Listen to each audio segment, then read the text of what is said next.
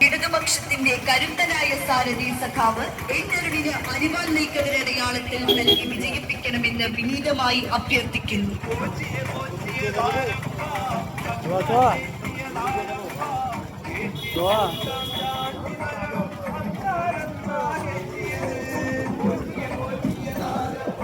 കഴിയാതെ കോപ്പിയടിച്ചു പിടിക്കപ്പെട്ട് സർവകലാശാലയിൽ നിന്നും ദീപാർ ചെയ്യപ്പെട്ട ഒരാളെയാണോ നമുക്ക് ജനപ്രതിനിധിയായി വേണ്ടത്? കേരള വികസനത്തിന്റെ നട്ടല്ലായ കിഡ്നിയെ തകർക്കാൻ ഹൈക്കോടതിയിൽ വരെ കേസ് നടത്തി മൂവാറ്റുപുഴ നഗരവികസനവും മുറിക്കല്ല് ബൈപ്പാസും നമ്മുടെ സ്റ്റേഡിയവും ഉൾപ്പെടെ മൂവാറ്റുപുഴയുടെ മുഖച്ഛായ മാറ്റുന്ന പദ്ധതികളെ തകർക്കാൻ അഞ്ചാം പത്തിയായി പ്രവർത്തിച്ച ഒരാളെയാണോ നമുക്ക് നമ്മുടെ പ്രതിനിധിയായി വേണ്ടത്?